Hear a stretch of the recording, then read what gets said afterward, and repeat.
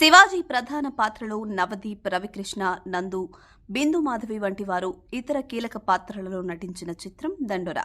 ఈ సినిమాని Bedurulanka, colour photo సినిమాలను నిర్మించిన రవీంద్ర బెనర్జీ ముప్పానేని నిర్మించారు. కొత్త దర్శకుడు మురళీకాంత్ దర్శకత్వంలో ఈ సినిమా రూపుదిద్దుకుంది. నిజానికి ప్రమోషన్ కార్యక్రమాలతోనే సినిమా మీద మంచి బజ్ ఏర్పడింది. దానికి తోడు ఇటీవల రిలీజ్ అయిన టైటిల్ సాంగ్ కూడా సినిమాకి బాగా ప్లస్ అయింది. మరి ఈ సినిమా డిసెంబర్ 25వ తేదీన ప్రేక్షకుల ముందుకు రానుండగా 2 రోజుల ముందుగానే సినిమా మీద నమ్మకంతో చిత్ర బృందం ప్రీమియర్స్ ప్రదర్శించింది. సినిమా ఎలా ఉంది, ప్రేక్షకులను ఎంతవరకు ఆకట్టుకుంది అనేది ఇప్పుడు రివ్యూలో చూద్దాం. మెదక్ ప్రాంతానికి చెందిన తుళ్లూరు అనే గ్రామంలో శివాజీ ఓ పెద్ద కులానికి చెందిన రైతు. అయితే అతను మరణిస్తే ఆ కుల సంఘానికి చెందిన శ్మశాన వాటికలో అతనిని దహనం చేయడానికి వీల్లేదు అని ఆ కుల పెద్దలు తీర్మానం చేస్తారు. అయితే ఎలాగైనా అంత్యక్రియల ప్రక్రియ పూర్తి చేయాలని ఆ ఊరి సర్పంచ్ ప్రయత్నం చేస్తూ ఉంటాడు. అదేనండి నవదీప్. తమ మాట వినకపోవడంతో శివాజీ కొడుకు విష్ణుతో కలిసి ఆ ఊరి కుల పెద్దలను ఒప్పించే ప్రయత్నం చేయాలని భావిస్తాడు.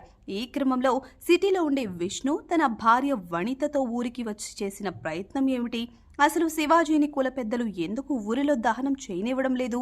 ఆ ఊరిలో అణగారిన వర్గానికి చెందిన రవి ఎందుకు హత్య చేయబడ్డాడు? శివాజీకి ఆ ఊరిలో వేశ్య వాటికకు చెందిన శ్రీలతకు ఉన్న సంబంధమేంటి? చివరికి శివాజీ అంతిమ సంస్కారాలకు ఆ ఊరి వాళ్ళు ఒప్పుకున్నారా లేదా అనే విషయాలు తెలియాలంటే సినిమాని బిగ్ స్క్రీన్ మీద చూడాల్సిందే.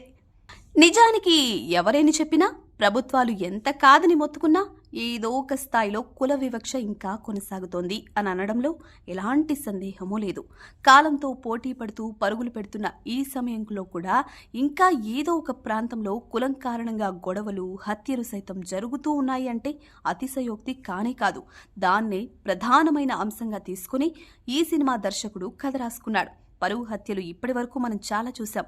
ఆ పరువు హత్యల కారణంగా హత్య చేయబడిన బాధితుడి కుటుంబం ఎంత నరకం అనుభవిస్తుందో, క్షణికావేశంలో ఆ హత్యకు కారణమైన కుటుంబంతో పాటు ఆ హత్యలో భాగమైన వారి కుటుంబాలు ఎంత నరకయాతన అనుభవిస్తాయో ఈ సినిమా కళ్లకు కట్టినట్టు చూపించింది.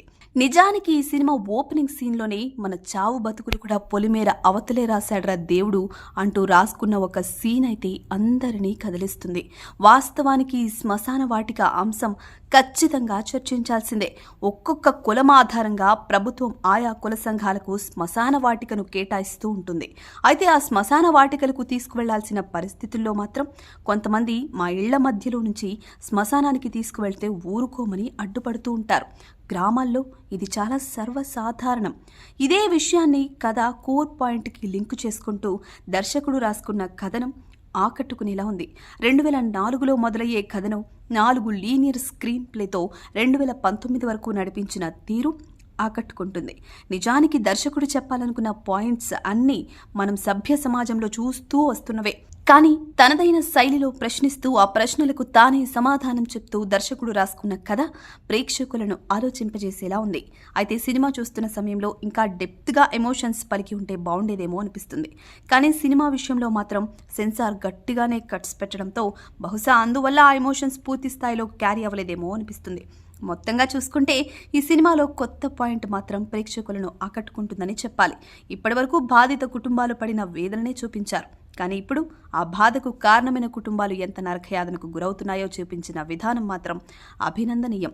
అలాగే ఈ సినిమాలో ప్రస్తావించిన అంశాలు ఆలోచింపజేస్తాయి అనడంలో ఎలాంటి సందేహమూ లేదు. మొదటి సినిమా అయినా దర్శకుడు డేరింగ్ స్టెప్ వేసి ఇలాంటి సబ్జెక్ట్తో రావడం ఖచ్చితంగా అభినందనీయం. కాకపోతే ఇంకా ఎమోషనల్ ఫీల్ వచ్చుంటే సినిమా వేరే లెవెల్లో ఉండేది. సినిమా చివరి 20 నిమిషాలు మాత్రం ఊహకు అందకుండా రాసుకున్న తీరు అందరినీ మెప్పించేలా ఉంది. నటీనటుల విషయానికొస్తే ఈ సినిమాలో ప్రధాన పాత్రలో నటించిన శివాజీ ఆ పాత్రలో నటించలేదు, జీవించాడు. మంగపతికి మించి ఈ సినిమాలో శివాజీ తన క్యారెక్టర్కు న్యాయం చేశాడు. ఇక ఆ తర్వాత నటించిన వారిలో రవికృష్ణ క్యారెక్టర్ బాగా వర్కౌట్ అయింది. అలాగే బిందు మాధవి కుమార్తె పాత్రలో నటించిన రాజ్య కనిపించింది తక్కువ సీన్స్ అయినా కళ్లతో నటిస్తూ పర్ఫార్మెన్స్తో ఆకట్టుకుంది. ఇక బిందు మాధవి, నందు, మౌనిక ఎవరికి వారు తమ పాత్రలలో జీవించేశారు. నిజానికి ఈ పాత్రలకు వారిని ఎంచుకున్న దర్శకుడిని అభినందించాల్సిందే. ఏ ఒక్కరి క్యారెక్టర్ను తక్కువ చేయకుండా వారికిచ్చిన ప్రాధాన్యతతో సినిమా ఒక మంచి ఫీల్ తీసుకొచ్చింది. టెక్నికల్ టీం విషయానికి వస్తే సంగీత దర్శకుడు ఇచ్చిన పాటలతో పాటు నేపథ్య సంగీతం సినిమాకి చాలా ప్లస్ అయింది. దండోరా టైటిల్ సాంగ్తో పాటు బ్యాక్గ్రౌండ్ స్కోర్ అయితే సినిమాని ఎలివేట్ చేయడంలో బాగా ఉపయోగపడింది. ఇక సినిమాటోగ్రఫీ కూడా చాలా ప్లెజెంట్గా ఉంది. ఎక్కడా ఇబ్బందికర ఫ్రేమ్స్ లేకుండా, అసభ్యతకు తావు లేకుండా ప్రకృతిని చూపించిన విధానం అభినందనీయం. నిడివి క్రిస్పీగానే ఉన్నా ఎందుకో కొన్ని సీన్స్ సాగదీసిన ఫీలింగ్ కలుగుతుంది. నిర్మాణ విలువలు కూడా చాలా బాగున్నాయి.